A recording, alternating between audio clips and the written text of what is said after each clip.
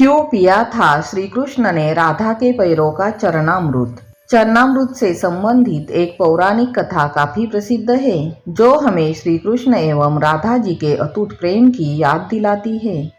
कहते हैं कि एक बार नंदलाल काफी बीमार पड़ गए थे। कोई दवा या कोई जड़ी बूटी उन पर बेअसर साबित हो रही थी।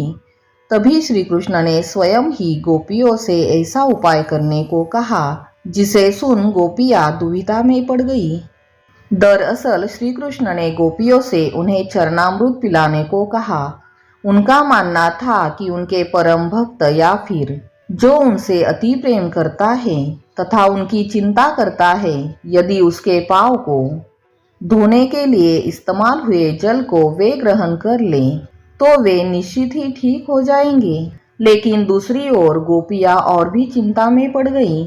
श्री कृष्ण उन सभी गोपियों के लिए बेहद महत्वपूर्ण थे।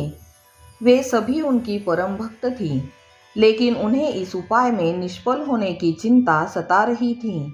उनके मन में बार बार यह आ रहा था कि यदि उनमें से किसी एक गोपी ने अपने पाँव के इस्तेमाल से चरणामृत बना लिया और कृष्ण जी को पीने के लिए दिया, तो वह परम भक्त का कार्य तो कर देगी, किंतु किन्हीं कारणों से कान्हा ठीक ना हुए तो उसे नरक भोगना पड़ेगा।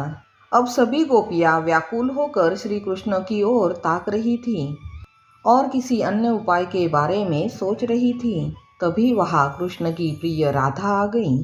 अपने कृष्ण को इस हालत में देखकर राधा के तो जैसे प्राण ही निकल गए हों। जब गोपियों ने कृष्ण द्वारा बताया गया उपाय राधा को बताया, तो राधा ने एक क्षण भी व्यर्थ करना उचित ना समझा और जल्द ही स्वयं के पांव धोकर चरणामृत तैयार कर श्री कृष्ण को पिलाने के लिए आगे बढ़ी। राधा जानती थी कि वे क्या कर रही है। जो बात अन्य गोपियों के लिए भय का कारण थी, ठीक वही भय राधा को भी मन ही मन सता रहा था। कृष्ण को वापस स्वस्थ करने के लिए वह नरक में चले जाने को भी तैयार थी।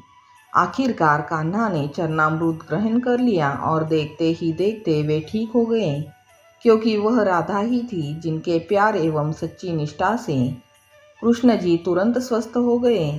अपने कृष्ण को निरोगी देखने के लिए राधा जी ने एक बार भी स्वयं के भविष्य की चिंता ना की और वही किया जो उनका धर्म था। कहानी अच्छी लगी हो तो लाइक, सब्सक्राइब और शेयर कर दीजिएगा। धन्यवाद।